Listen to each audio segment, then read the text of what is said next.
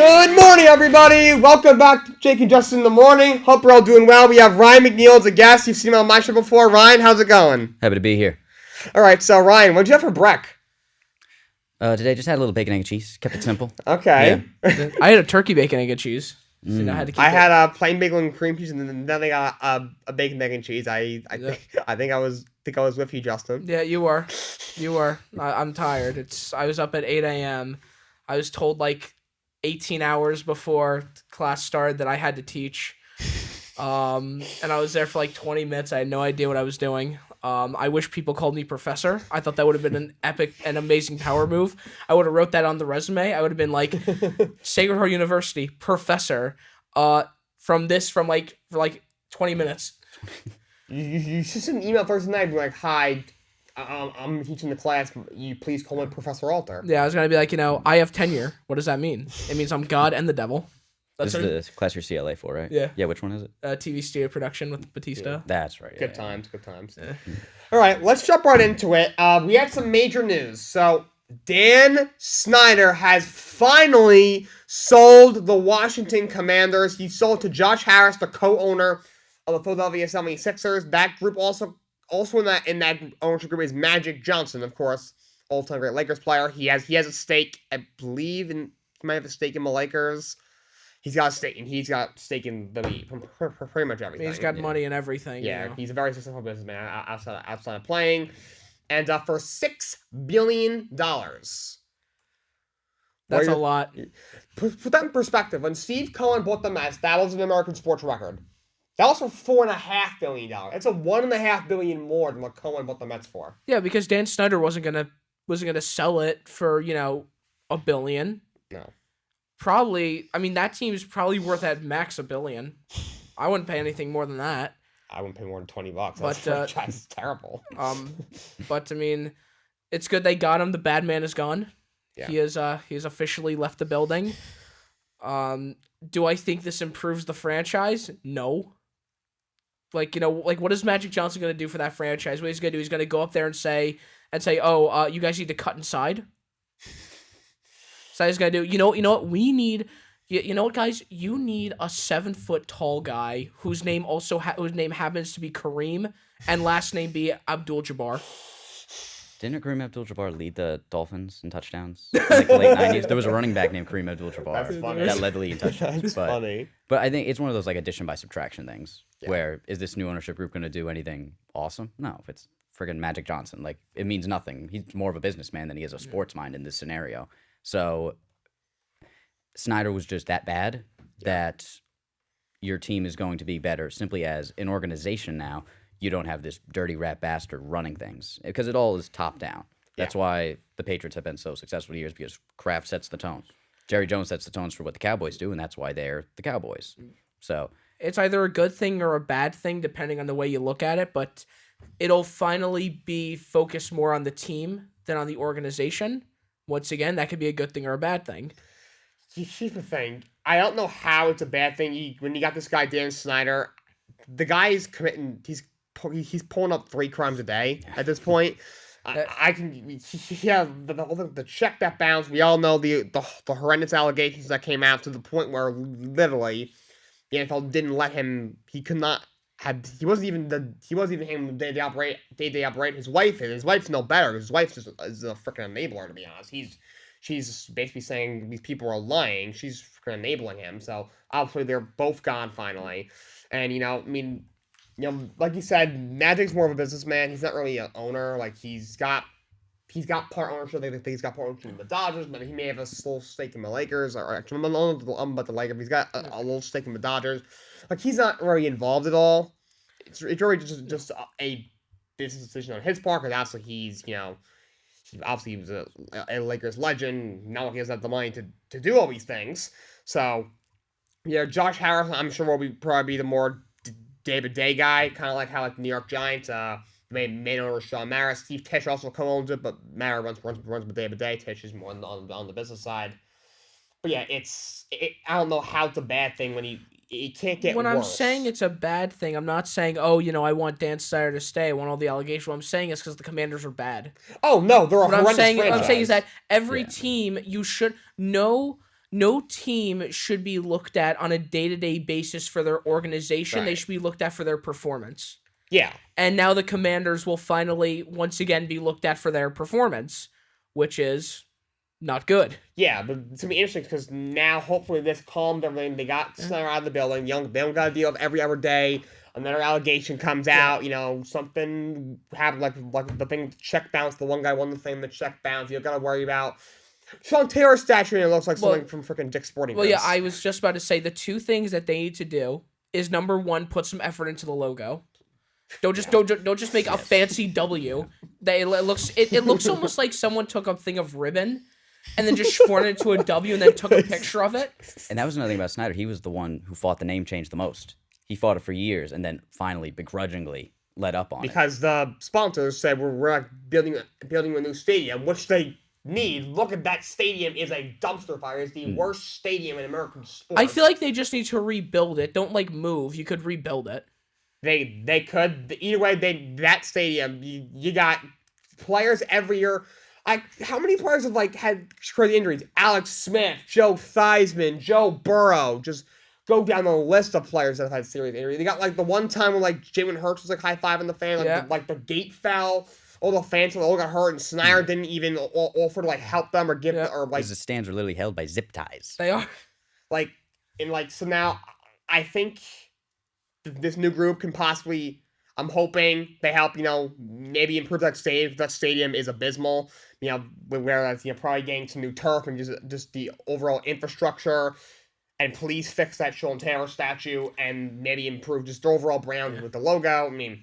I think the Commanders kind of a stupid name. They had 2 years that came up with that. They had so many better. Let me tell you something. An esports team has a better name in DC for them than the Commanders. Right? It's the Washington Justice. The Justice Defense Soccer. Yeah, the Justice. Yeah. Justice is that's esports for the Justice. DC United for the soccer. It sounds better. Washington Capitals sounds better. One of their potential names was the Red Hogs. I thought that sounded sick. Because their offensive lines for all those years were the Hogs.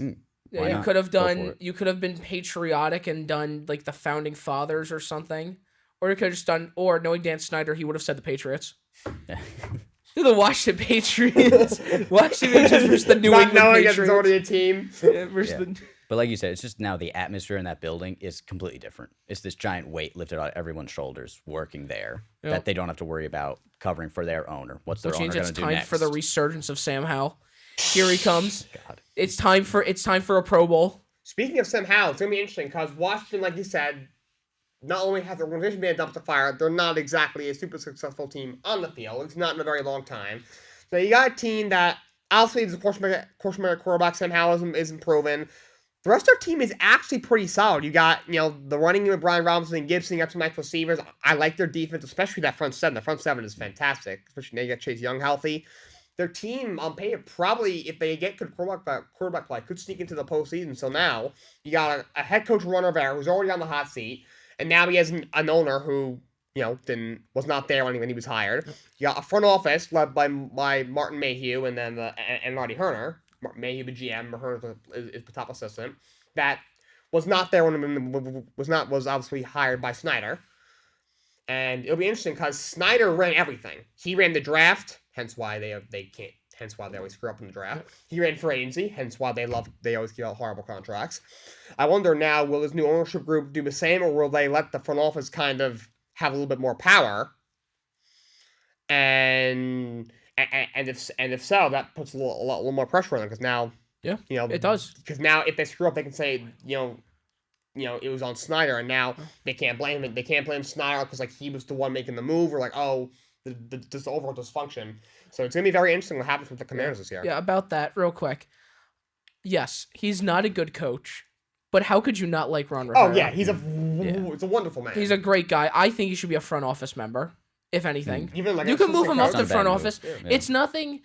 I mean, it's like we haven't seen people succeed in the front office before. I know it's a different sport, but look at the Celtics. Yeah. They made Brad Stevens a GM, and he's been arguably better as a GM than he has been for a coach. Yeah, and I think a lot of coaches will happily take that transition because they know how the GM position works, being in the building that many years. Oh, yeah.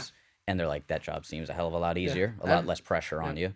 Yeah, and a guy like Brett Stevens, who was coaching Boston for like 7 years. They probably, and that last year, we kind of all knew he was gone. He was a coach who, like, he was good enough to get to the playoff, but couldn't take the next step, and they probably, Boston probably told him, all right, Danny Ainge, he knew he was leaving, but, like, and we said, we're not going to bring you back, because we don't want to bring you back as coach, but we think that you make a good GM. He probably thought, all right, if the team that he had to not get a championship or even go to the finals is kind of pathetic. So he was like, all right, finding another head coach job could be tough. So he gave it a shot. Obviously, it's worked. Yeah, and I mean, Stevens was always able to overachieve with kind of mediocre teams, but he never got the best out of really great talent whenever he had to do it. Yep. Whenever he had to manage stars and manage the most talented guys in the league, it was always a disaster. Yeah. But I mean, as a GM, dude hasn't missed. Every move I've pretty much approved on. Yeah, when he brought back Horford, people thought he was stupid, and that's actually worked out very well. Yeah, the Horford move, Derek White at the deadline. Malcolm Brogdon Brogdon was huge, and Gallinari got hurt, but he's another guy who would have been able to produce for them this season. I do believe... I don't even need Gallo. I don't need him. I mean, honestly, Sam Hauser is doing what Gallo could do. I mean, if they keep him, I believe he got a 2-year deal. So yeah, it was 2 years. He's under contract for next year. All you guys are missing is Kelly Olynyk.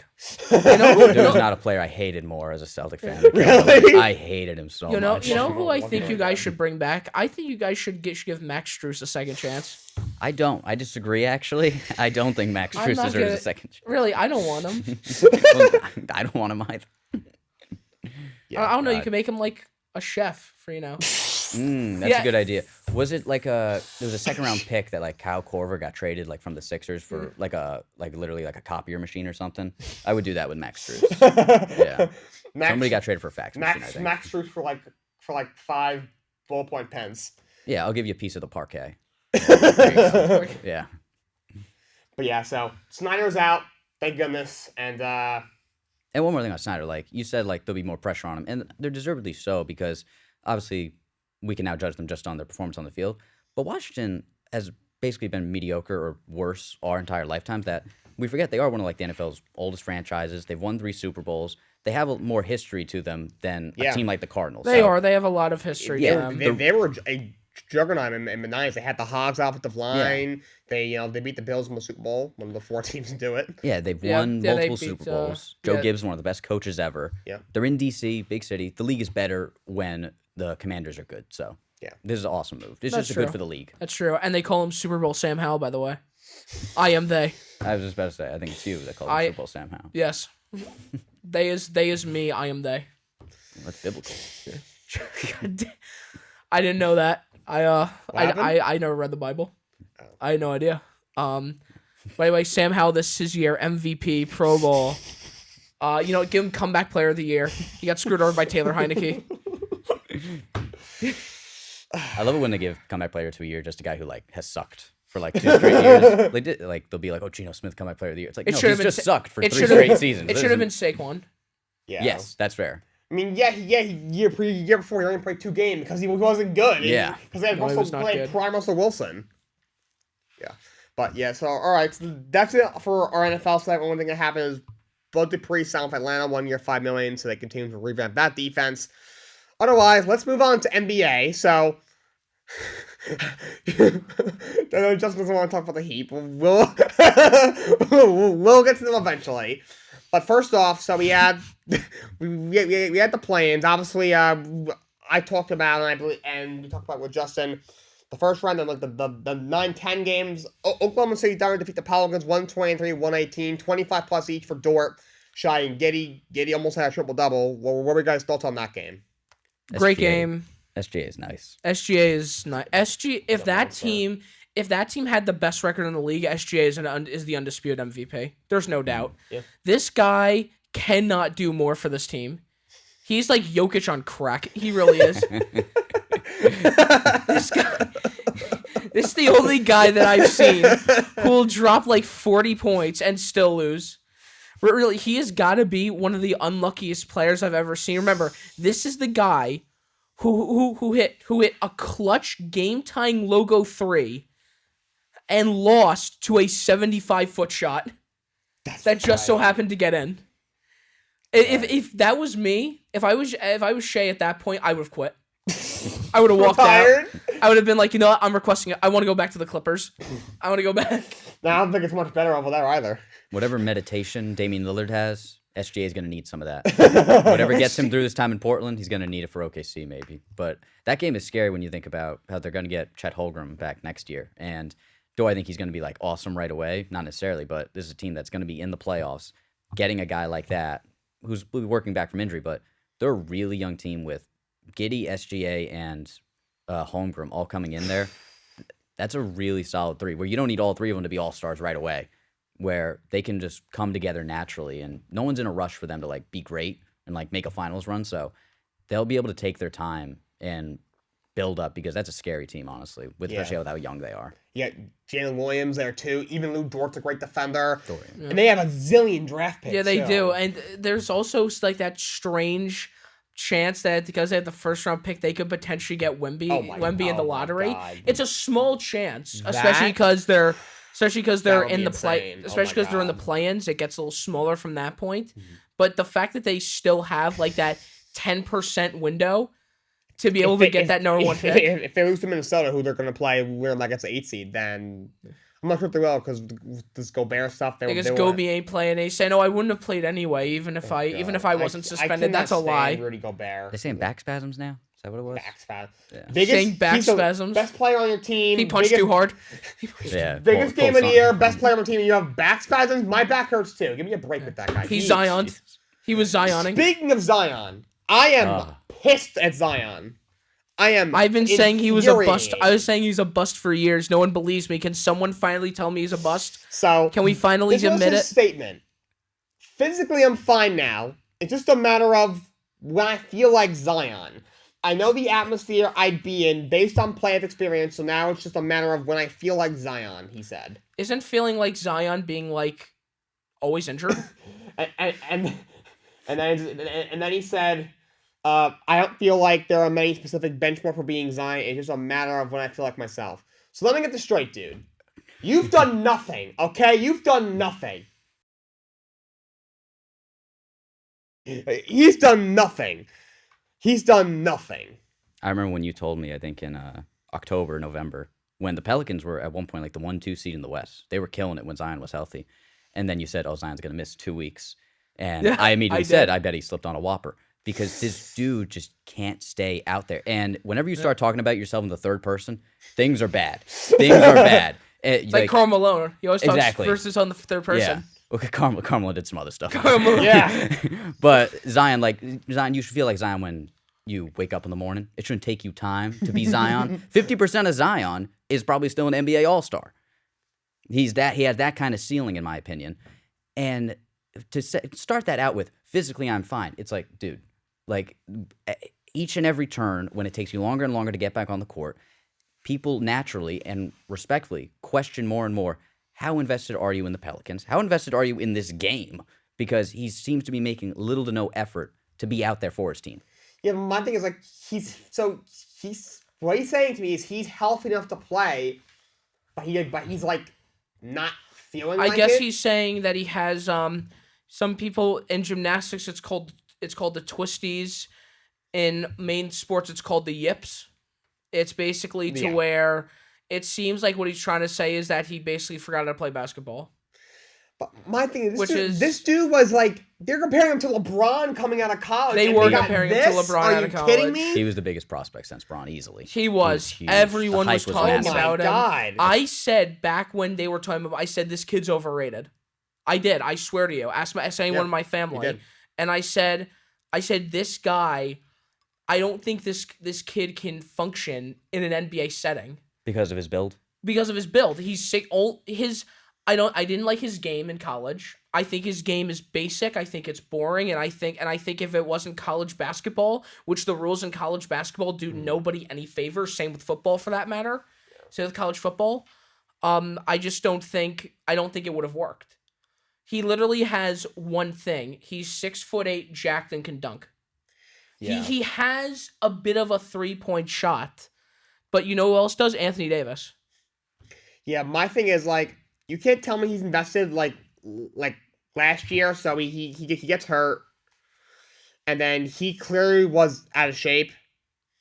Like I really think he honestly needs to change it. I think I'm in love with his diet. I'm not sure what it is, but like I just don't get how you're that talented and that well put, and like he's obviously very physically gifted, as physically gifted as really you can get in this league, and he can't even keep himself in shape. No. He's making like $30 million a year. I just don't understand that. He's got all the resources to stay healthy and be healthy. Every dietitian, doctor he needs. Yeah, I really think it's all him. It really is. Oh, absolutely. He's not conditioning himself. Yeah.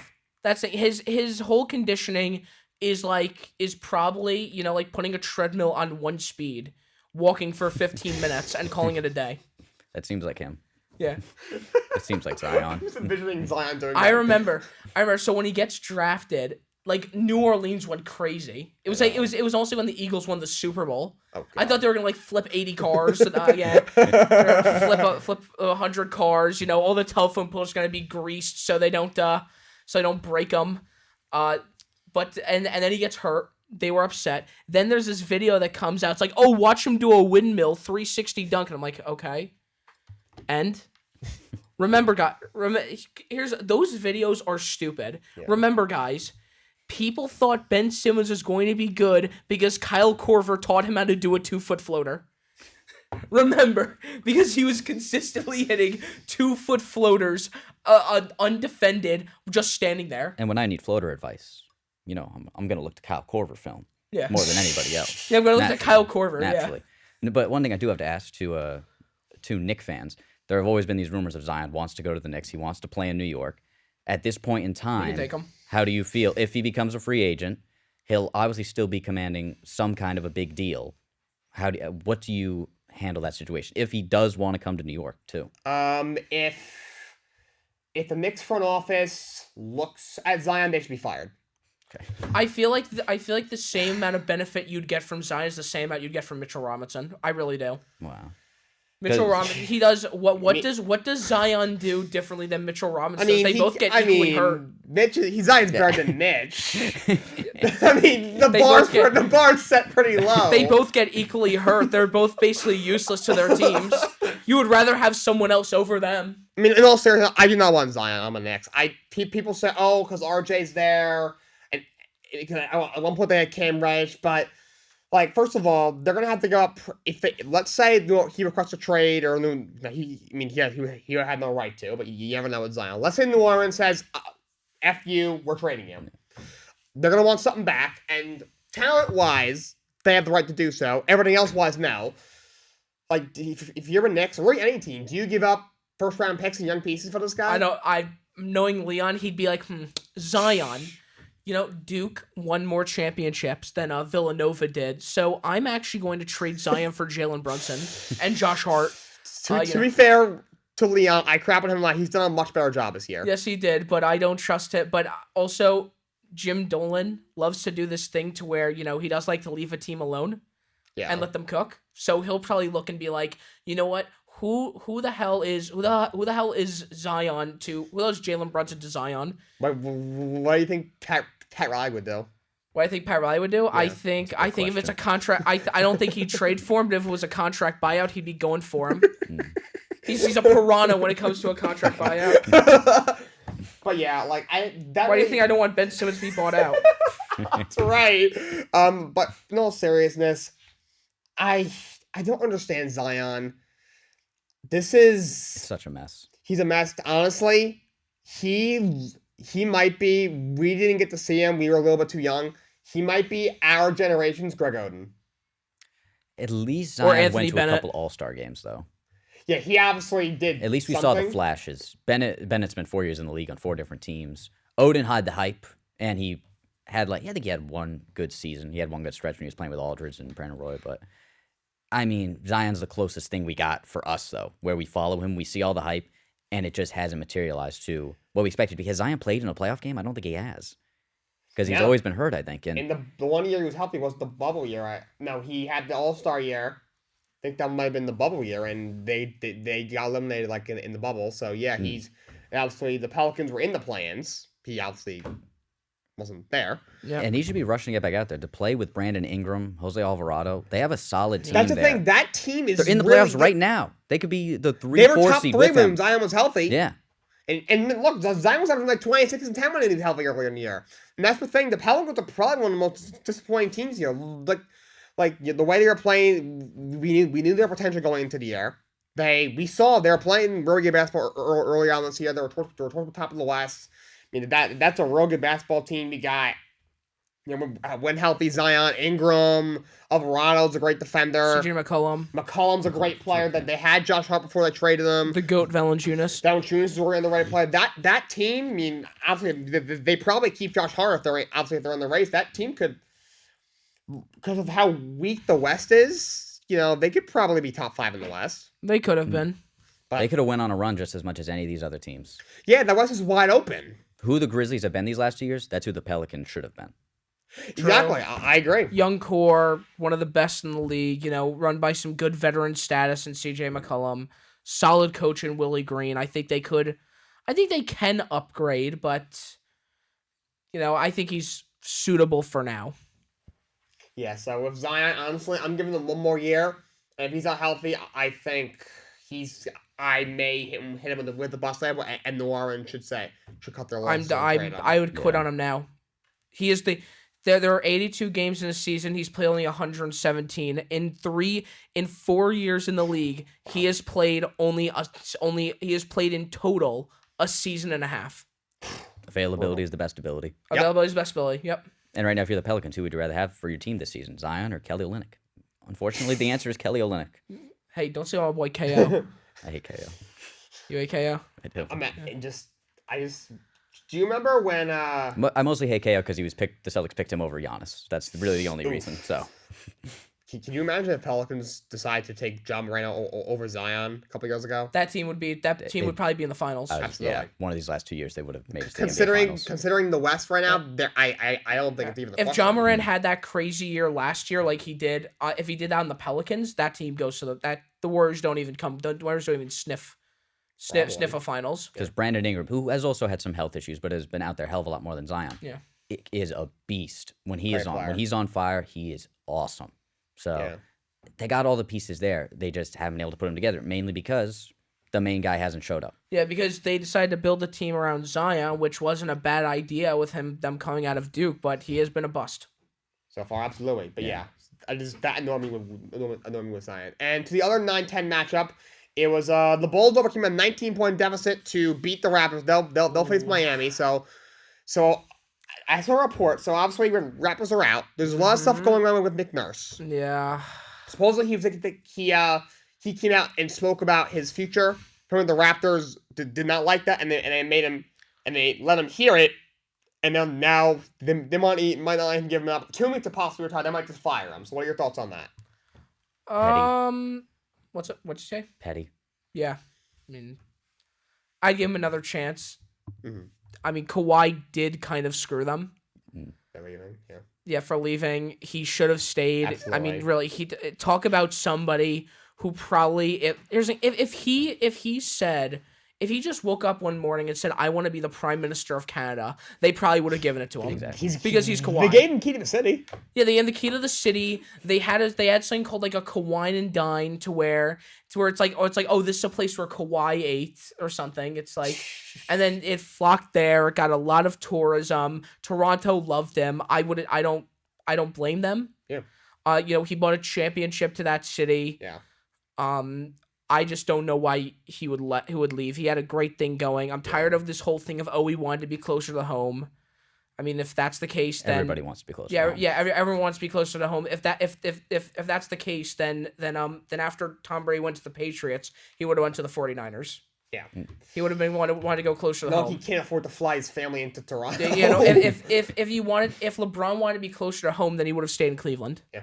He would have went to Miami, then back to Cleveland. And then to the Lakers. Yeah.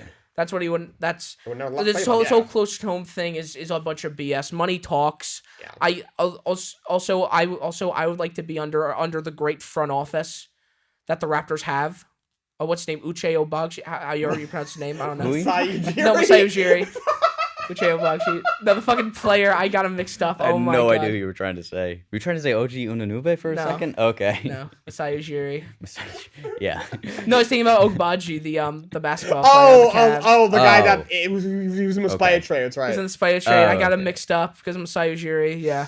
But still, he's a great president. Yeah. Probably the Great best job, one in Bob. the league. If you're Kawhi right now, who would you rather play with? This weird, like, Clippers team of ragtags put together, or Siakam, who, when you left, you knew was going to get better. Van Fleet, who, when you left, knew was going to get better. They went out and got Pirtle. They got Scotty Barnes now. I mean, he's a free agent next summer. Is it out of the question he goes back to Toronto? Probably, but, I mean, that's the best move. The only thing they're missing is a guy like that, is a number one option. That's the thing. But it might be too little too late. I don't really understand how Toronto had the season they did, because you look at this team, you got Van Vliet, who's a really good scoring point guard. He's an underrated defender. He's obviously, one of those guys you can shoot over him because he's only 6 feet tall, but he is a very good perimeter defender. You got Siakam, I think, is really underrated. He's a great player. Scotty Barnes, a bit of a sophomore slump, but he hasn't been bad by any means. We all know his potential. They got OG, who's a great player, and you bring in Pirtle at the deadline, who's a solid backup center. Like, Gary Trent's a solid player. Gary Trent's another guy they got. Like, I just don't. Yeah, they're deep. Like, by the way, I really like Nick Nurse as a coach. Yeah, I just don't think something's not clicking. Yeah, like exactly. That's what it feels like. Right, they're all playing their own brand of basketball. Yeah. Each of them, and I just don't think they're working as a team. And at the end of the day, you could be a mid team on paper, but if you work as a team really, really well, you can go places. Look at the Kings. Yeah. People thought the Kings were going to be awful this year. Even the Knicks, for that matter. Even the Knicks. The Knicks were supposed to be mid. Extent. Yeah, the Knicks were supposed to be a mid team, and they're a top 5 team in the East. Yeah. I also think the Raptors don't have a guy who can just take over a game. Like, Siakam can have 30-point games, but he never really, like, controls the tempo in the pace and has, like, a 40-point night.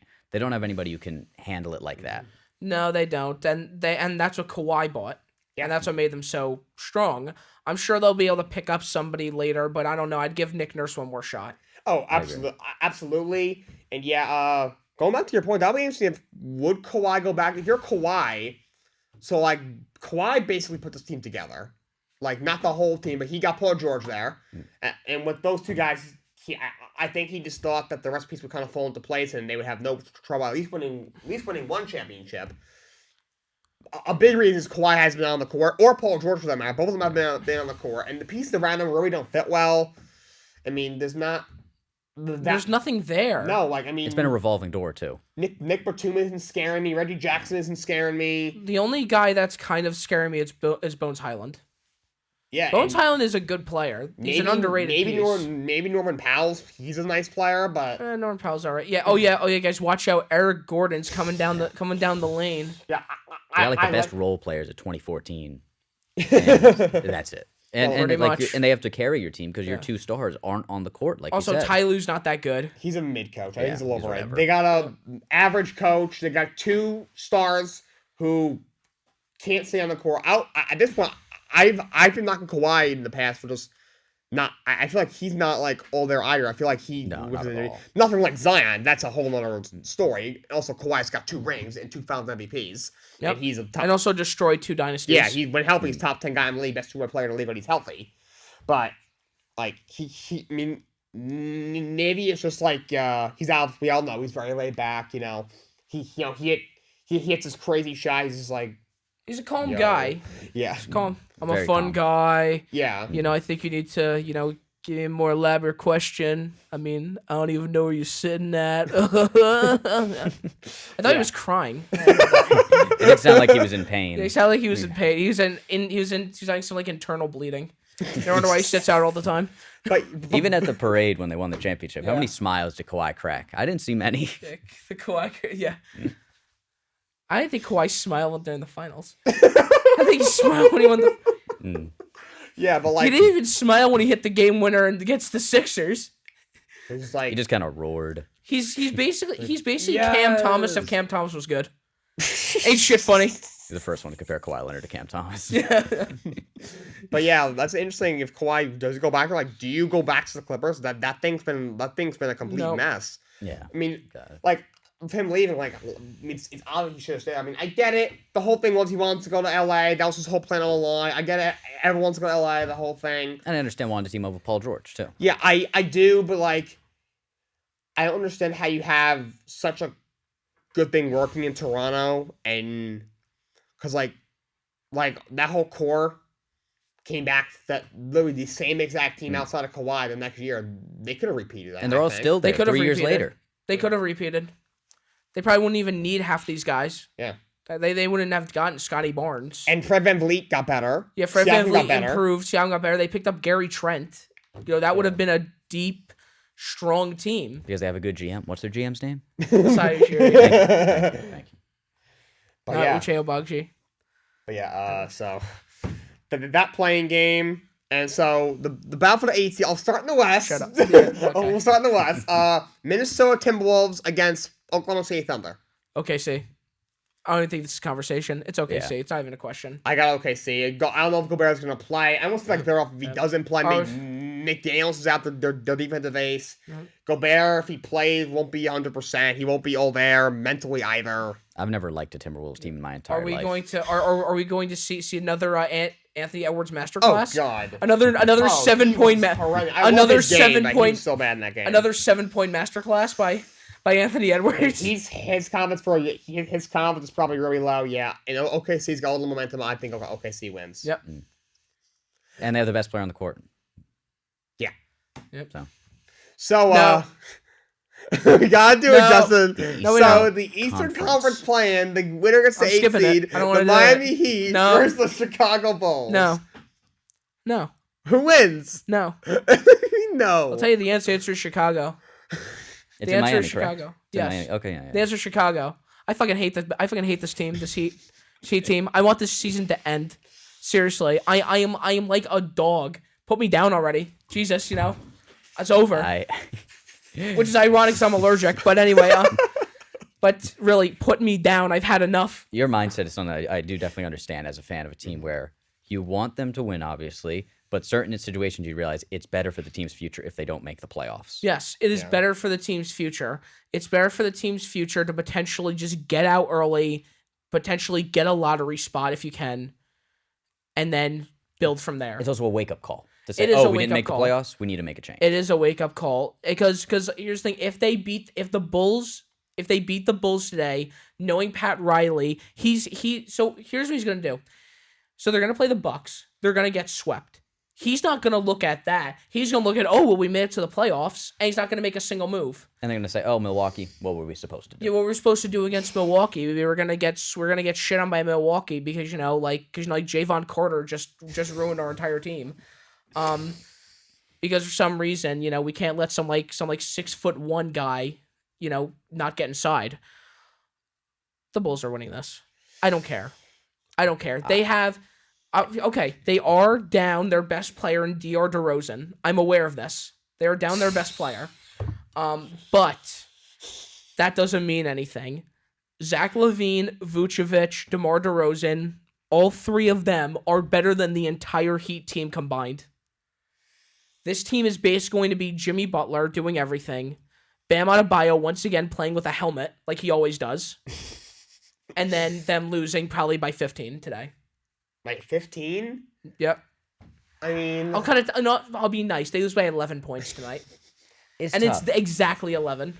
It's tough because in the first playing game when Miami played Atlanta, I thought Miami's going to win for sure. No, I was on this podcast on Monday. I said I don't trust Miami in a one game. You said that too, so you did. In a 1 game scenario. If this was best of 3, I trust Miami to pull it out in a best of 3. I viewed the 1 game scenario thing and thought I trust Jimmy Butler more than anybody. And in this scenario, I'm just like, win or go home. I trust him so much, but they're coming off a bad loss. Chicago's coming off a good win. Yeah, Jimmy Butler played well. Kyle Lowry played well, which I was impressed with. Kyle Lowry had the greatest game I've ever seen. I was impressed with Kyle Lowry, but I was also pissed off at Kyle Lowry at the same time. Yeah. Where were you all 82 games before this? Even last year. Yeah. Also Udonis has him on the final game of the season. Where were you for the past 3 years with that? Maybe you wouldn't have been riding the bench. Last 10 years. Last 10 years that maybe you wouldn't be riding the bench. Yeah. God, I can't. No, you know what? Bulls by 11. I don't care. Chicago by 11. here's my thing. Like, Miami's been very disappointing this year. Yes. Probably one of the most disappointing teams in the league, honestly. Definitely. And they are neither team out for stand a chance against Milwaukee. But the Bulls suck. They're terrible.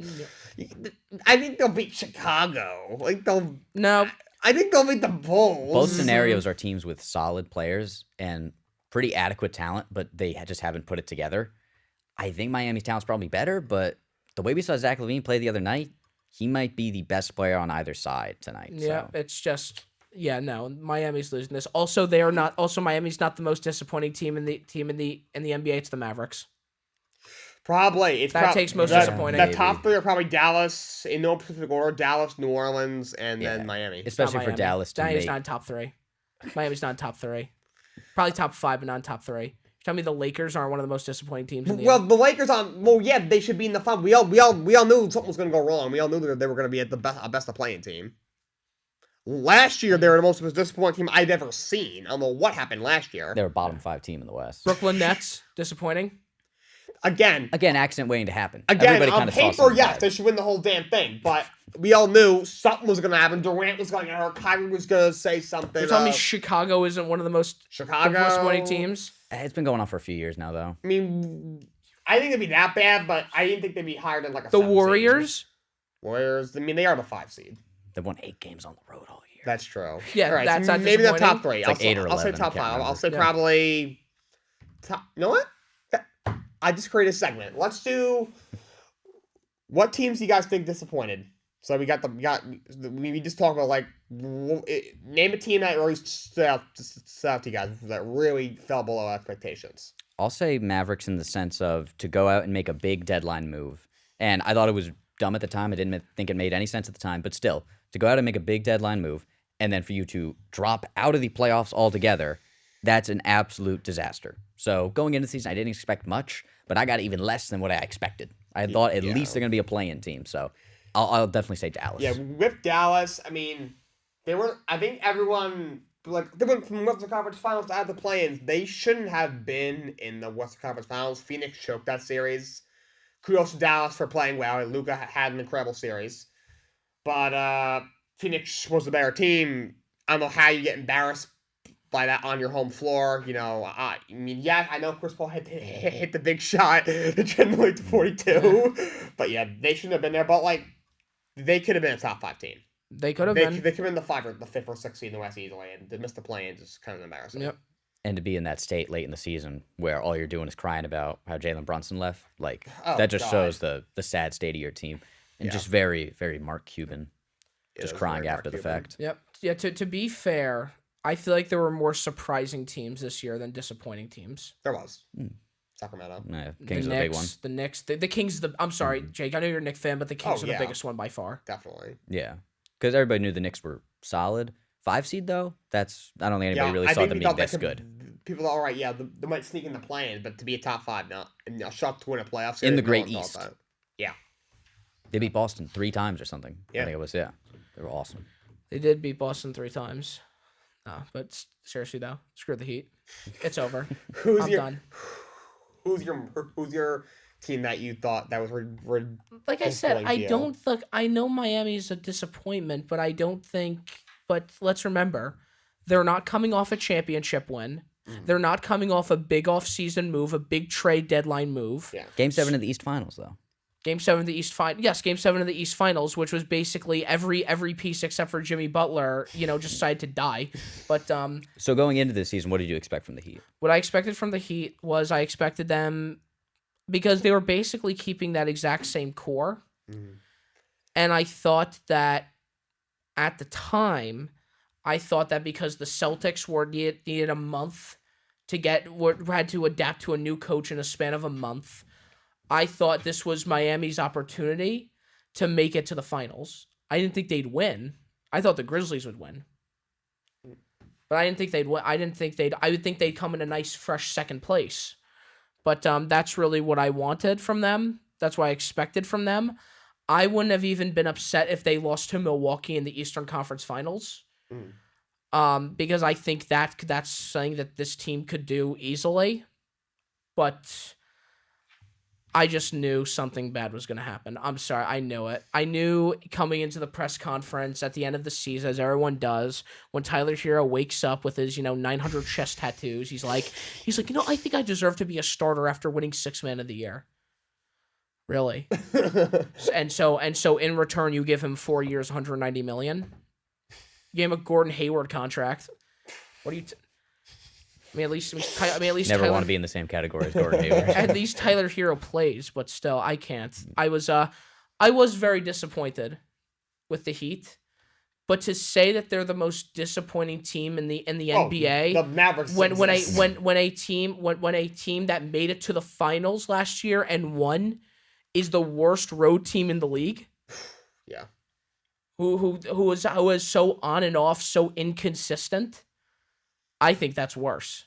Golden State, yeah. That I don't know what happened this year. Yeah, They brought everybody back, and you have your young guys like Poole who are supposed to get better, and they did have to deal with Steph missed some time. Clay's obviously still always going to be kind of in and out, but Draymond knocking out Jordan Poole. Yeah, they have some behind the scenes issues, but still they've been there before. They should succeed to a point probably higher than the 6th seed, which they barely kind of attained. Yeah. So I guess the Warriors are there, but still I could see them making it out of the West. However, it wasn't because it wasn't because the Warriors played well. It's because everyone else sucked.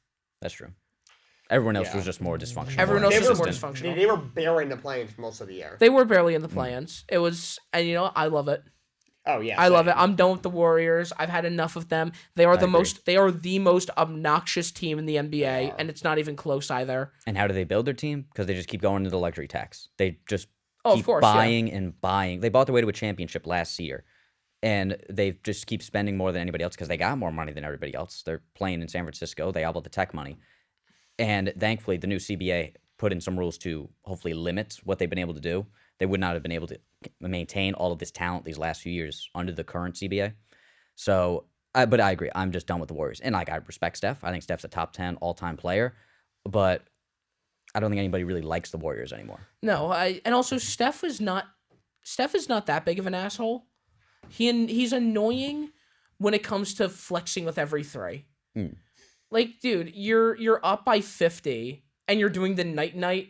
Like, stop it, man. Also, you're a grown-ass man. You're 35. Whatever, however old he's 33, I don't know. I think he's 35 now. He's up there. He's old. He's getting older. He's going to end up retiring soon, and that's what happens. None of these guys play, unless you're Tom Brady. None of these people, play till, like, they're 45 years old. He's a guy I could see still being pretty damn great, though, at 39. Just because of his game. He won't have the same quickness, but the instincts of it all will still be there. Just because of his elite three. You don't lose that elite three-point shooting once you have it, you're right, especially the way the league's going, especially if you're Steph Curry. But my God, Clay's an asshole. He's a douche. I agree. Clay's such a douchebag. Clay is a douchebag. I'm sick and tired of him wiggling around the 4 rings. Stop talking about the 4 rings.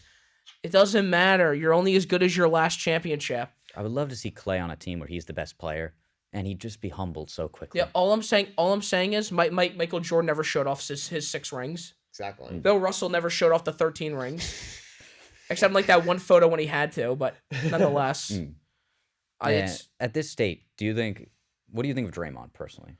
Because I've grown to actually kind of like Draymond. I hate Draymond. Okay. Draymond is an ass. Big mouth. Draymond has a big mouth. He's all bark, no bite. He's all talk. I think it was stupid of him to say, I don't think when he says Dylan Brooks, I don't think anyone on your team likes you when you are literally a toxic figure in your team. That's fair. Yeah. Here's the thing, Draymond's when you have play become style, violent with other players on your team. Draymond's play style fits in like that late 80s, early 90s Pistons team, to where they won with like Isaiah Thomas. He's a bit like Rodman. He's a bit like Rodman. He's a bit like Rodman, just with less talent. I know. And shoots way too many shots. He shoots way too many. He shoots. The only reason he was putting up like 12 to 14 points a game in his prime because they had Steph, Clay, and KD. He was wide open the whole time. Yeah, he was wide open the whole time. Also passing. Also, if he wasn't passing it to Steph, Clay, and KD the entire time, he probably goes to a new team, and I think he's a role player. Yeah, and I remember this guy's not a starter on any other team. Game 6 of the finals last year, Draymond hit 2 threes, and I was like, oh, yeah, it's over for the Celtics. Yeah. Draymond's hitting multiple threes. Oh, yeah. Back it up, boys. Yeah. But, yeah, I agree. Just because of he's always had this incredible offensive talent around him, that he's only had to do what he's capable of.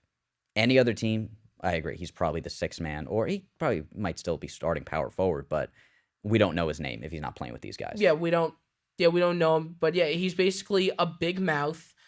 But the difference is that I am relatively okay with somebody with a big mouth if they can back it up with fantastic basketball. Mm-hmm. Like, yes, LeBron has moments where he has a big mouth, but at least he usually plays incredible basketball. Yeah. He's an all-time great. No Yeah. one can doubt it. Right. Any other way, he's undisputed Hall of Famer. Absolutely. Yeah, Without a doubt. I feel the same exact way. There are times where I feel like he can be a little arrogant, but Yeah. at the end of the day, I'm like, he's the number 2 in my book. I can't get that mad at him when he shows off. So, Yeah, I mean, Yeah, I'll have him that high, but like still, he's not lower than 7-3 full time. oh god, no, I think No. it's 2. Yeah, yeah, and that's the thing. Some of these people who trash talk a lot can't back it up. Dylan Brooks. The only person that I've seen who had excellent trash talking but backed it up was Paul Pierce. Yeah. Paul Pierce trash talked everybody. Yeah. he did. Also, Devin Booker. Devin Booker, yeah, he's a bit annoying, but he trash talks a lot of people, and he's a great player. Yeah, obviously, like, back in the day, guys used to do it. Obviously, Jordan talked a ton of trash. Obviously, he backed it up. Larry Bird, same. Gary Payton. Gary Payton, Kobe. Kobe. But like, in today's game, yeah, there's not a lot of them, to be honest. No, there's not a lot of them who could back it up. Most of the people that talk the most trash can't back it up. The big 3 is Draymond Green, Dylan Brooks, and Patrick Beverley. At least Patrick Beverley's funny, though. He is kind of funny. Patrick He does Beverley's- know what he's gonna do. He doesn't try to, like, Playing Pat. Yeah, Yeah, playing Pat. Playing Pat. greatest playing player of all time. Actually, though. I love how the play-in stats don't go anywhere. It's like these games like never happen. It's not the playoffs. It's not the regular season. Like these games don't even exist. No, Almost. they don't. They do not. But yeah, for my team that really disappointed me, for me, it's the Pelicans. They're so talented. Pelicans. Yeah. We already talked about Zion, how disappointing that team is. Would you actually What say a the Lakers shame. are surprising from last season? No. No. Not No, really. it required them to pick up. It required them to pick up a top 10 guard, arguably a top 10 guard in the NBA, and D'Angelo Russell for them to finally do something. Yeah, along with LeBron. I mean, I didn't think they make the plans because like that team is such a dumpster fire. LeBron runs their organization, but so like I had them finishing 11th, they finished 7th, but like that team should still be that team should be in the finals. Yeah, it required them to be. It required them to trade Snyder for pieces. Anyone remember when Thomas Bryant was on that team for like 2 seconds? No. Yeah, because they traded for him for Rui Hachimura. You got rid of Westbrook, okay, but still, it wasn't enough. Yeah. It's not enough. This team does not beat the Grizzlies. I think they can. I don't think they will, but I think it could be a 6-7 game series. Well, here's what's gonna happen. I'm calling it right now. Okay, tell me what's gonna happen. Lakers are Justin. gonna take a lead, take 1-0 lead. Game 2, Anthony Davis is going to do his patented move of getting hurt. Okay. Yeah. His signature move, getting hurt. It's gonna be a gentleman's sweep. I mean, that sounds like the most realistic scenario, to be honest. That because AD hasn't been hurt in 2-3 months or something, so he's he's due.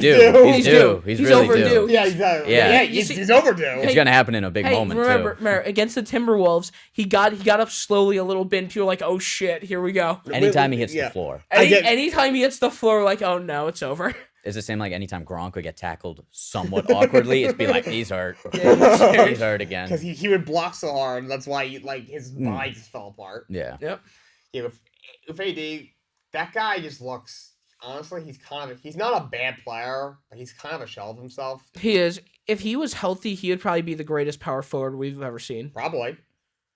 Yeah. He would have had to get drafted to a better place than New Orleans, I feel. Yeah. Probably would have, but still, He like would've been- his He talent had a very is, high easily ceiling. top 3. Yes. His talent is unmatched. If he's healthy, he's probably a top 3 player in the NBA. right now. And like he still had, like I do agree, he's probably mostly a shell of himself, but he still has some big games. He Yeah. still has had some 30-20 games where he shows out. Are there intermittent games where his ankles bother him and he has 8 and 8? Yes. So you take what you can get with him at this point, but his ceiling is still so high. Not that he's going to get better, but big performances are still. He's very capable. Yeah, I mean, of them. yeah, he's a guy at the beginning of the year, he looked off. You're like, all right, yeah, he's obviously healthy. Then he had like that 9-game stretch like we've never seen, and then he missed 2 months. Yeah. Yep. So So I Sims just came like back to to ask a the quick same. question for you, Celtics fan. Hawks in Yeah. 7? No. Hawks in 7? No, the Hawks are not winning 2 games in this series, I don't think. Hawks in 7. I don't That would know. be I don't know. I don't nuts. trust. I mean, Jaylen Brown decides to, not use a dustpan. What's up with that?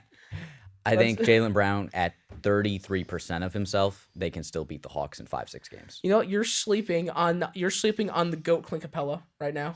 He had like 35 rebounds the other night 20, too. He had 20, yeah. think I 20 mean, boards, Rob and worse. Al are gonna have to be on point. They got to watch out for him. If they can't rebound, that might be a problem. I don't think they're gonna fall into the same trap that Miami did, where they got out rebounded like 63 to Yeah, 41. well, that's because Bam plays. Like I said, he plays with a helmet. He doesn't play safe. He plays too safe. I He doesn't take a risk. because of even though he's how the strongest guy out there most of the time. because of how lopsided that matchup is. I think if they keep Capella honestly under 15 rebounds a game, they could still win in 5 games. Yeah, I mean, I see the Hawks winning 1 game. I think the Celtics are ready. I think they're locked in, and I think they know they should probably get it out of the way quickly because they got to play Philly round 2 if they get by them, and Philly's probably going to get rid of the Nets really quickly too. So No, if that's in I don't 7. know. I'm taking Nets in. I'm actually taking Nets in 6. you think the Nets have a chance? I think I Philly don't in trust 7. Philly in with my life. Oh my god, I don't trust Philly that much, but not the Joel Nets. Embiid's gonna fall apart. James Harden's gonna fall apart. Tyrese Max is gonna die. Doc Rivers is gonna have a mental breakdown. And Doc Rivers is gonna have a mental breakdown. Okay, I agree with that What part. you're going to have to do is I agree. for some reason. I know enough about Doc Rivers to Yeah, agree with that Yeah, part. because what's gonna happen is for some reason they're gonna rely on Daniel House to get it done. Daniel House Jr. The 10-day contract god over here. PJ Tucker isn't good. He's washed. PJ He's Tucker's- done. Tucker is washed. Yeah, PJ Tucker's washed. This team does not scare me. But you know who does? Nick Claxton. God. He can't I even do like say, he the can't even fact- say it without laughing. I do. No, I can. I do I like can. Claxton's game. I do like his game though. Yes, but Joel Embiid is going to be the MVP, or should be the MVP in my I opinion. think it's gonna be Jokic. I think it should be Embiid personally. It's What about you? it's so close. For most of the year, I was saying Jokic, but at the end, Embiid really made a run for it. But I am saying Jokic. Jokic, because of who, it's kind of like the reward is most valuable. I think Jokic is the most valuable to his team because if you take Jokic off that team, Doesn't make the plans. I don't know. And if you That's take fair. Embiid off the Sixers, they're probably still a playoff team. Okay. So, I mean, it's probably a 2-man race. I mean, there's been some other player. I think Shai should at least be briefly in the conversation. You can even put Brunson very briefly in the conversation. Yep. And there's a couple other guys, Spider. Giannis, but I'll say Jokic. Yeah. By the way, I don't think you're understanding. Even Tatum. I don't think you're understanding that Spencer Dinwiddie is going to absolutely dismantle this backcourt for the Sixers. What's going on between him and Kuzma? Let's touch on that. You What? get- That is I like hate the it- I hate it when strangest mid- beef I've ever I seen. know. I hate it when mid players get in beefs. I know. I hate bro, both of you just shut the hell up. One of you plays in Brooklyn, one of you plays in Washington. Just show up and be the At one third point, best they player both on your did play in team. Washington. Yeah, they were teammates. That's true, actually. Yeah. One point, they were both teammates. So it's like, what is this all about? What is this drama all about? I have no idea. I think they asked Dinwiddie about him. They asked Dinwiddie about him. No, I think they asked Dinwiddie about him for some reason, and then Dinwiddie basically said like, "Oh yeah, he's not even a third star on a good team," and then Kuzma just absolutely went on this tangent, like roasting him, and then Dinwiddie fired back saying, he hit me with 10-year-old. He hit me with like insults that a 10-year-old would say, and oh yeah, Rich Fox was won championship with the Lakers. I guess he was like some he was some random guy on the Kobe Shaq teams. Like, but we're not gonna say he led them to a championship. But basically saying, all right, cool, Kuzma was on the 2020 Lakers team. It doesn't mean he, was a huge part of it. He wasn't that good on that team. No. That's what he was saying. But and It's almost like Costas Antetokounmpo on that team. he did nothing. And Costas is the and LVP. then Rich Fox just called out on Twitter, posted a picture of him, Kobe, and Shaq holding the trophy, and tweeted at Dinwiddie saying, that he was actually one of the team captains. So now Rich Fox is involved. I never even heard of him. I don't know who the guy is. You don't know Rick Fox? No. Oh, he was a solid player for them. Yeah, I mean, it was Shaq and Kobe Lakers, so the third best player, averaged like Obviously. 8 points a game. But still, he was a good player. He was better than Kuzma. I'll tell you that Well, much. oh, yeah. He's better than Kuzma. Kuzma's had a nice year, and I Kuzma has definitely improved since the Lakers. Yeah, I like what he's done on Washington, especially this year, but like he's not elite. He's the farthest thing from elite. Yeah, he's a solid maybe third option, maybe, but I would say like always in no position to like be picking fights, but neither is Spencer Dinwiddie in fairness. So Dinwiddie's got a big mouth. Yeah. He's always saying his team's better than that. He said Brooklyn was better than him, and he said Dallas was a great team. And dude, shut up and go home, okay? Shut up. Shut your pile. Both of them, for that matter. Especially Kuzma. Okay. Real quick, Celtics fan. I am a Celtics fan. So, it's very, very, very likely, unless something goes wrong, that the Celtics go to the finals. No, I don't think they can beat the Bucks whatsoever. You don't think they can beat the Bucks? I think if they get to the Eastern Conference Finals, I think they'll have to go through hell to beat Philly, and then they're going to lose in 6 to Milwaukee. Okay, personally. so let's say they beat Milwaukee. Okay, yes. And they go to the finals. Do you bend the knee to the Sacramento Kings? The Sacramento Kings will not be in the NBA Finals. Yes, they will. No, they will not. I don't trust the Western Conference with my life. I don't trust the West at all. So if the Celtics get to the finals, I think they win it. Mike Brown will pull some gimmick Bellarmine-style offense out of his ass, and he will just dismantle the Nuggets in a way you'll never see. All I'm saying is the Celtics need to bend the knee against the Beam team. Are you telling me that the Beam does not threaten you as an opponent? The Beam scares the hell out of me. If it's between the Dream Team and the Beam, I'm scared of the Beam. Yeah, you see, everybody thought that the James Webb telescope in space was actually getting like nebulas of the sky. It was actually the particles of the beam that the Sacramento Kings were casting into the sky. He's right. The one's gonna work. The beam is the crashing plane. The beam's the crashing plane. Attracting aliens. Yeah.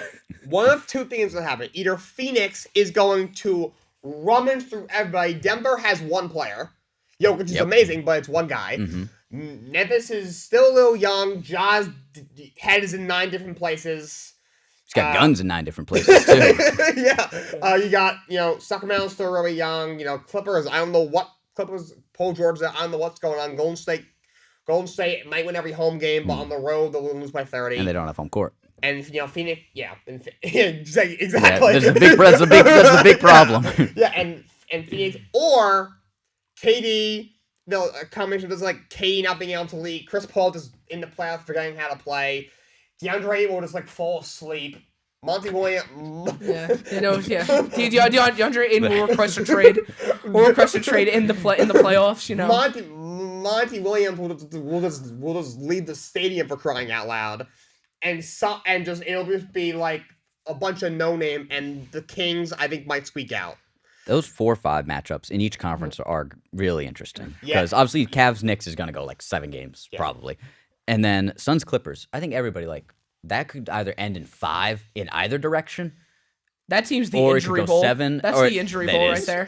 Like either of those teams. It all depends on who gets hurt the least. So it's gonna be Katie's gonna get hurt, and then like Kevin Durant's gonna get hurt, and it's gonna be like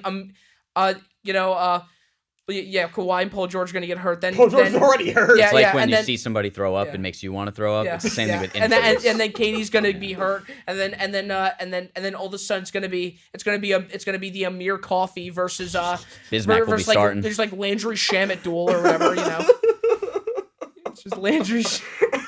But literally, like either of those teams could lose in 5 or win the championship. I know. Like it's so weird with the West right now. Yeah, and going back to like the Celtics, I feel like the Celtics, they get to Atlanta, I think they rolled past them.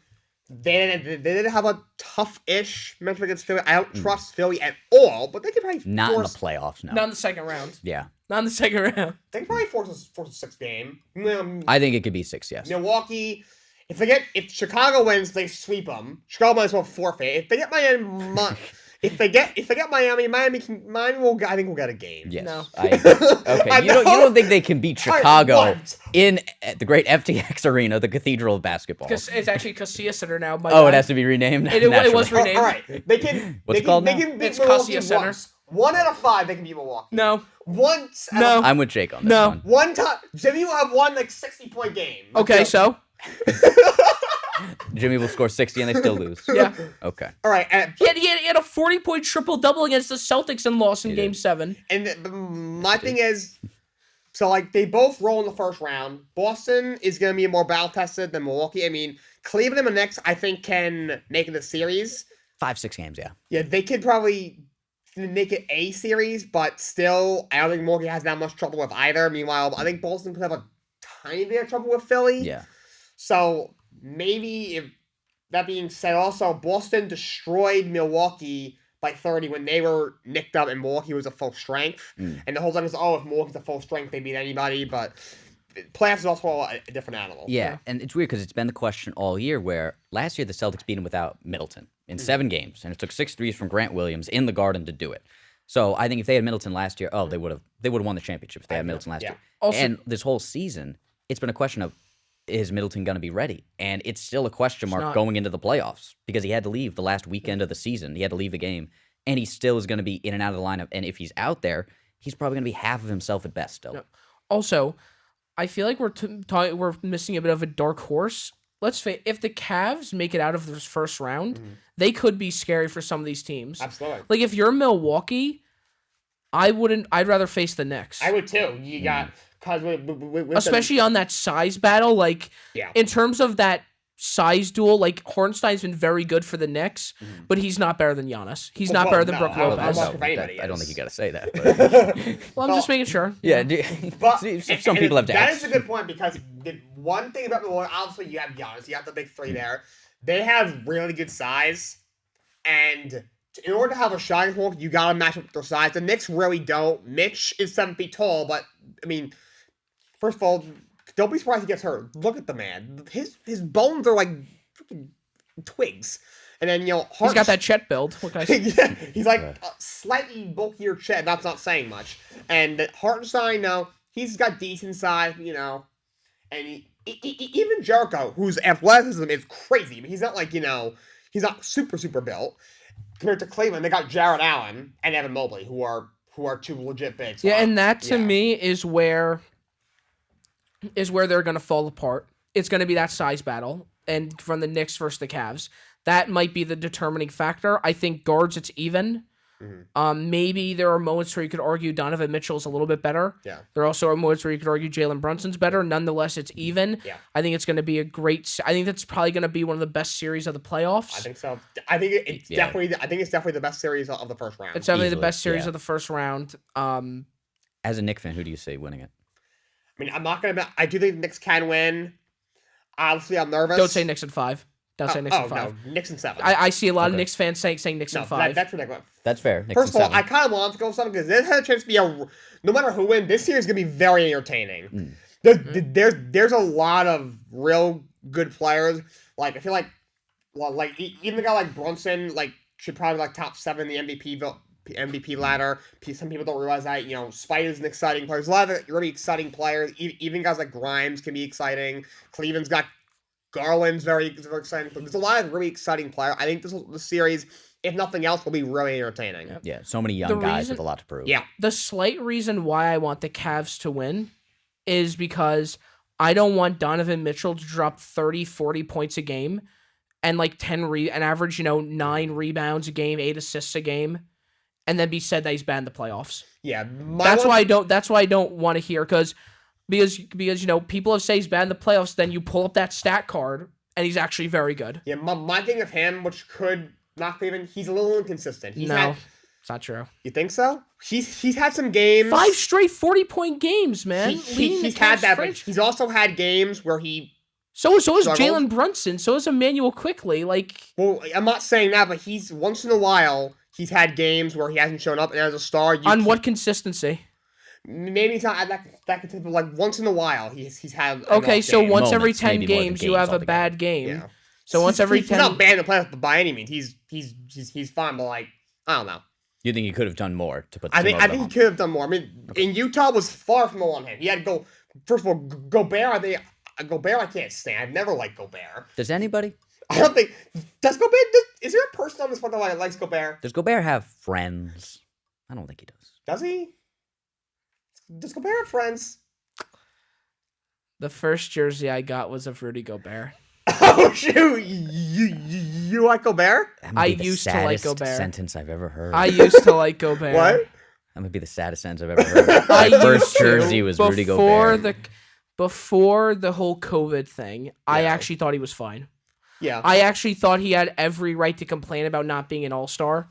You know, why is LeBron, who has like mediocre seasons, becoming an all-star captain, and he's not even in the reserves? Yeah, That I had agreed with. He's one of the I don't care for him anymore. I used to like him, but now I don't. In the beginning, he was fine. Do you have 3 Defense Player of the Years too? 3 straight. 3 straight, yeah. He's, Damn. 3 straight. He's one of the greatest shot blockers of the decade. Yeah, if not the best. I just feel like he's not right. He's just a bad teammate. He's a bad teammate, Yeah, the but track at the record's there. time, obviously before COVID, I thought he was cool. Yeah, and also that Utah team, I think the front office took a lot of blame. They really didn't put enough around those two. I don't know how you have 2 special players as special as Donovan Mitchell and Rudy Gobert, and you can't even get out of the second round. To me, it's almost pathetic. Yeah, that team wasn't well built. Yeah. It wasn't. Yeah. Also, Mike Conley, what the fuck is wrong with you? You have Donovan Mitchell on your team who's averaged 36 in that playoffs, and you decide to take that shot? Like, you decide to take that shot in the bubble? Come on, man. Yeah, If they let Donovan Mitchell take that shot, they might have actually went to yeah. they would have went to the second round. I feel like the Jazz are actually kind of a surprising team this year. I thought they were going to win like 12 games, and they went They 37 are. and They are 45. having a solid They were like the rebuild. 4 seed for like a few months early on. Yeah. I feel. Also, another team has like 800 picks. You know. Yeah, Yeah, because they Danny got- Ainge doesn't know what else to do but build a great basketball team. Next year, know it. Yeah, but also, I mean, The Celtics. they got like way too much for Rudy Gobert. Oh my! That was the I worst don't know trade I've what ever Minnesota seen. was thinking. Oh my lord, that was Danny Ainge should be arrested for robbery. Highway robbery. He should Yeah. receive some kind of Nobel Prize for his achievements. Yeah, but anyway, I feel like people need to put some more faith in Donovan Mitchell. I think this whole one bad game, like a couple of bad games in the season, should not define a player if you're consistently well. The reason why I rip on Tyler Hero is because he has multiple bad games in the stint. Yeah, The reason why I rip on Duncan Robinson is because he has multiple horrendous games in the stint. If you have 8 good games, then 1 bad one, I'm just gonna say it's an off day. Don't use Duncan Robinson and Donovan Mitchell comparison. Oh, I'm not. I'm just referring to players that Yeah. are The expectation that are showing up. consistently bad. You know, no one is going to say that Giannis is inconsistent if he has 9 great games and 1 bad game. Yeah. You know, it happens. I think Donovan Mitchell, usually in the playoffs, Donovan Mitchell has good games. Yeah. And I think that's something that they need to be a little concerned about. I feel like the thing that both teams are even with is experience. Both of them are very inexperienced. Yeah. All they have is both teams. Yeah, no one on the Cavs outside of maybe Jared Allen and Donovan Mitchell have true playoff experience. Yeah. And even that, it's nothing out of the first round. The Knicks, only a few players have experience, nothing out of the first round. Brunson, Yeah, him Western Conference Finals, but Julius Randle, nothing outside of the first round, really. I think that's the one thing that concerns me. The last time Julius Randle was in the playoffs, he was terrible. he did not play well. Alec Burks looked like a god in that scenario. I do think he'll be better. First of all, I'm not sure when he's coming back. I'm not sure. If talk about inconsistent season to season, I'd be scared of him because I feel like I'm watching a pattern of 2 years ago to where he had a great season 2 years ago, fell apart in the playoffs, had a horrendous last year, now he's having a great year this year. I don't know if I can trust Julius Randle in the playoff scenario right now. I think they can trust him a little bit more because he was the de facto number 1 guy. Randall's not a 1. It's been proven. Just look at literally any part of his career. But the way the Knicks team was, he had to be the 1, and he stepped up for the 1 in the regular season. But in the postseason, it's a different animal. So obviously he fell apart. Now that you have Brunson, he in no way, shape, or form has to be the 1. So I think that'll help. Obviously, he still has to show up, and he still has to put up the numbers that we know he can do. But I don't think he'll be that bad. I think Brunson will help a lot because Brunson's gonna be the number 1 option. He's been the number 1 option as he should be. You know, even Brunson, you could argue, should be like a number 2 option. It's more like the. I feel like he's stepped up in that one pretty well. But he's more a playmaker. He definitely has stepped up in that 1. But if they get another guard, I would probably make him a 2 guy. Yeah. Like I think he can. I think he could do both. Yeah. And I'd be very, if I'm a Knicks fan, I'd be incredibly satisfied with what Jalen Brunson's brought to that Absolutely, team. he's been fantastic. As deal. always, So no one can first- complain. Their first true point guard in forever. Yeah, no one can complain. It's almost a little funny to like Jalen Brunson's only been here for 1 year. Is probably like a top 10 Knick all time. He passed Raymond Felton. Probably past Raymond. Yeah. But I would just be a little bit concerned about that Julius Randle thing. I'd be a little bit concerned as a Knick fan about the size because Evan Mobley and Jared Allen are better than Mitch and Hartenstein. Especially Mitch. For Cleveland, I'd be a little bit concerned about Darius Garland and, some of that inexperience there. I'd be concerned about how the only two people that have experience are Jared Allen and Donovan Mitchell, both of which wasn't even on the Cavs. Yeah. That's kind of the real factors I'd look at, which makes it very even. I think coaching is relatively even. Yeah. Debs has overall done a good job. Yeah, J. Bickerstaff has done a great job. I love Bickerstaff. Yeah, yes. JB's an underrated Absolutely. contender for Coach of the Year. It's probably going to be Mike Brown, as it should be. Should be Mike The Brown. Coaches Association just named him the Coach of the Year. So, Yeah, they did.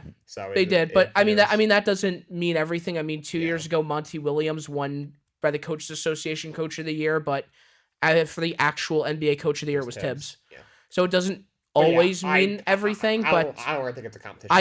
I don't know how you can't say Mike Brown taking a team that was horrible, that was a laughingstock free win and made them one of the best teams in the NBA. Put Mike Brown in the Hall of Fame just for taking the Kings to the playoffs. I genuinely think if the Kings somehow win a finals, they should swap out Doc Rivers with Mike Brown for top 15 greatest coach of all time. If it gets Doc out of there, I'm all for it. Yeah.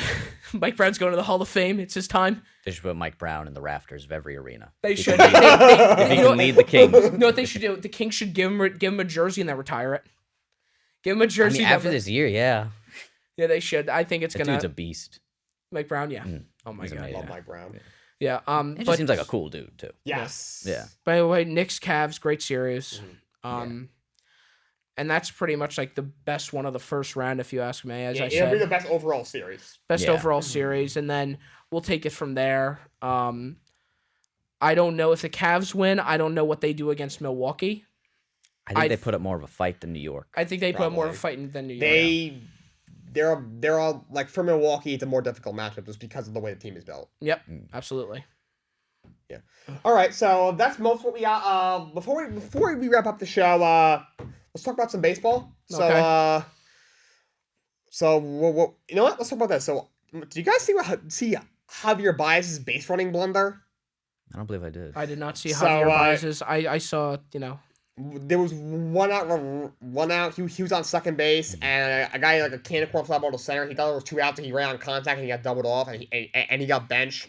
I was like, he's had a disastrous tender in Detroit. So what's going on with this dude? Is he done? Is just the Detroit's bad? I think he's overpaid. Yeah. Yeah. Probably got his money and checked out. Yeah, so I was in a live stream earlier today. Yep. Justin was there too. We know the guy who was doing it. Yeah. We can shout him out. Tony, yeah. You're talking about Downtown TV? Downtown we TV. are. Shout out to Downtown TV. Shout out to Tony Everybody M. sub. Yep. All right, so Shout out Tony M. but yeah, so someone commented when they were talking about that, should I trade him? And I don't even said out loud, that contract is not tradable. No. Oh my god. No, it's not. It's way too much money on it. Hell to the fucking no. It's almost like trying to trade Cristiano Ronaldo with the Saudi deal he got. Nice 5-year, $1 billion contract. I think we could make that work. They're not getting a McDonald deal. They're not. They're fucking not. Yeah. Actually, you know who would actually have a really good Ronaldo deal style trade? Who? The Packers. The Green Bay Packers would definitely do that, especially if they get like Zach Wilson, Mekhi Becton, the 6th Oh, round pick. fucking no. They're not getting fucking Zach Wilson. It's inevitable. It's like Thanos with the Infinity Stones. It's just inevitable. To the fucking Let me tell you, it's like Joe Douglas. The Packers are the Saudis of the West. Yeah, Joe Douglas. All right, let me tell you something. Joe Douglas is White Thanos. I don't even know that. He's got the Infinity Stones on deck. He's about to make the craziest trade you've ever seen in your life for Aaron Rodgers. And he's about to include Zach Wilson. He's about to include... I think a very fair trade is Zach Wilson, Mekhi Becton, and a 6th-round pick for Aaron Rodgers and David Bakhtiari. And Bakhtiari. And Bakhtiari. 6th-round pick. Wilson is not in the draft. Okay, so let me ask you something, Liam. As a Packer, would you be willing to give the Jets David Bakhtiari? Fuck no. Why not? We'll give you Mekhi Becton in return. Yeah. So he plays the same position. Do you even know who David Bakhtiari is? Nope. He's your offensive lineman on the Packers. Pause is He's great. the offensive lineman on the Packers. What I'm saying is, well, we can both work each other out. You need a quarterback. We need a quarterback. You need a lineman. We need a lineman. So, David Bakhtiari and Aaron Rodgers for Zach Wilson, Mekhi Becton, and you don't want to pick, and here's the thing, you guys want to pick, we don't. So 6th-round pick, I think, is more than fair. Win. Exactly. It's almost like the DeAndre Hopkins trade. It gets 5th-round pick, and who's the wide receiver that he got traded for? The running back, David Johnson. David Johnson. A 2nd-rounder. Oh yeah. And I thought it was a 5th-rounder. Justin, It might have been. Yeah. I was so much agree to that trade. Except for the 6th-round pick, I'll get a 1st-round pick for a quarterback. So you're telling me you want Zach Wilson on the Packers? Fuck no. but you just said you like the trade outside of the 6th-round pick. We'll do Zach Becton and the first. And Zach Becton. A 1st-round like 2037. Actually, know who I think? I think there's a really good option for you. There's actually a quarterback out there. On the Commanders. His name is Tress Way. I think you guys should pick him up.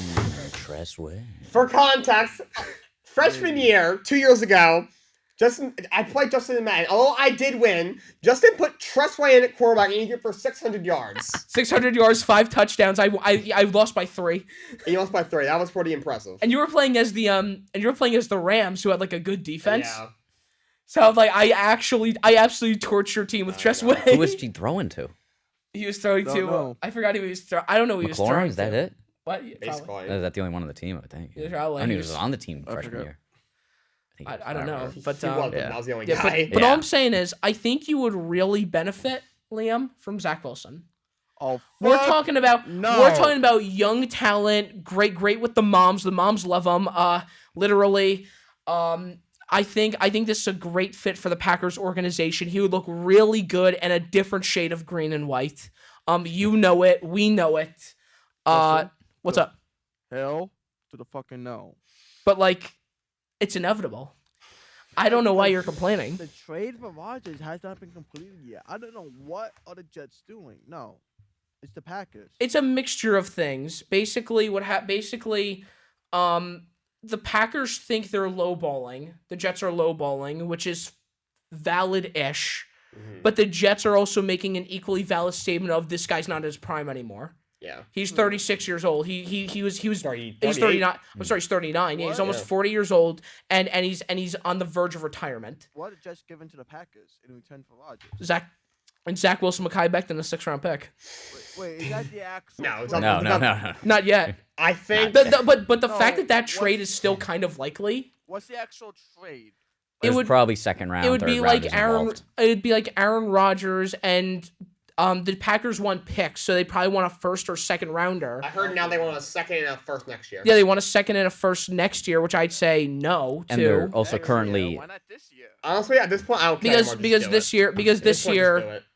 yeah, I don't know, because it's like If you don't get Rodgers, what do they do? Yeah, I think they go for a QB in the draft. they would have to. Do you but trust just to develop a quarterback? Yes, I do. You do. what? I do not. Let me tell you something. Maximilian Duggan over here is about to take it home. Okay, so they need to get the Rodgers deal done. They're just hung up on the fact that if he They're retires, gonna get it done. yeah, if They he are retires, going- they First of all, want if- an extra pick, which is understandable. If Rodgers wants to play football, he needs to play for the Jets. But you don't know if he does. Yep. I mean, he came He out. does. It He may said be that week he wanted 9 and he wants to go McAfee. back in into front the of darkness. 300, unless in 300,000 people, doctors. he said, "Hey, he wants to play for the Jets." Yeah, he wants to play for the Jets. He said it in front of 300,000 people. Yeah, he said You to can't really go McAfee. back on that now. Yeah. You can't go back on it. If any guy would go back on would it, be Rodgers, it's Aaron but Rodgers. still. So what I Still, do, I don't well, think here's he's the thing, I do trust Joe Douglas. There are parts of me that trust Joe Douglas, and parts of me that doesn't. He did draft Zach Wilson. However, I will bend the knee. He did make up for it with the draft last year. That's He fair. had a That's fair. great draft last year. getting Sauce, Brees, Garrett Wilson was a steal. Yeah. And then getting Jermaine Johnson, who's also a good piece. I think he's had some solid moments. Zach Wilson was a blip. It didn't work, and that's okay. How many weeks did Brees play before he got hurt? Brees played up to the Broncos, which I think was like week 7-ish. Oh, okay, so yeah, he's gonna come back fresh. Apparently he's in great condition. Like apparently that's he's what doing very Robert well. Saleh's saying. Jake, get off the phone. I think what's gonna happen is they're gonna get Rodgers, and then this is gonna be Robert Saleh's prove it year. If Robert Saleh doesn't do it, then I think he's gone. Oh, yeah. If they don't make the playoffs, everyone... First of all, If you Joe get Doug- Rodgers and they don't make the playoffs, yeah, everybody's gone. And if they don't get Rodgers, Joe Douglas is fired on the spot. He's gone. Absolutely. He's gone. Especially after making the Hackett move, because that doesn't work in any capacity if you don't get Rodgers with him. Yes. If you get Rodgers, both of them, them together can work. Apart, Rodgers maybe a little bit Hackett now. I like how this conversation started from Javi Baez's base running. Yeah. To Aaron Rodgers, I yeah. forget how we got here, but we did. Yeah, but it basically put it Javier Baez is overpaid. I think his career is done, just like Zach Wilson's, but Zach Wilson's going to have a renewed career on the Packers. That's Fuck basically what no. the story is. Yeah. Hey, let's think about it. It technically works because Javier Baez plays for the Tigers, right? Wait, where's he play for? Yeah. I forgot. I forgot. I'm second guessing myself. It's 8 a.m. And by 8 a.m. I mean 12:31. Yeah, it's not in the That's how morning it's no done, more, yeah. Justin. It's 8 a.m. somewhere in the world. But anyway. Hell no, it's not. So he plays Liam, for the shut Tigers. the fuck up. So he plays for the Tigers. Yeah, so he plays for the Tigers. Which is in Michigan. What's right near Michigan? Wisconsin. You know what's in Wisconsin? Green Bay. The Packers. It all connects. So is Canada. Yeah, so is Canada. We were talking about Kawhi going to Toronto, didn't we? The Argonauts? The the Vancouver Whitecaps. You know? Rogers, if they find out, Rogers would move to one of those places where they decriminalized all the drugs in Canada, and that's a CFL team he would play for. Yeah, that is a team. Yeah, he and Johnny Manziel are about to go off against each other in the CFL. In the FCC, the In fan control football, the fan control football with 40-year-old Terrell Owens. just you know, Mawson dudes. yeah, just Mawson dudes. Yeah. But yeah, MLB. Moving along, we're still very early, but Javi Baez, he's not fit to try. He might just be done. Yep. All right, that's all I got for you guys today. Ryan, thank you for joining us. Thank you for Liam, having me. Thank you for our help in the back. Yeah. Until next time, so long. Have a great day. Auction 7.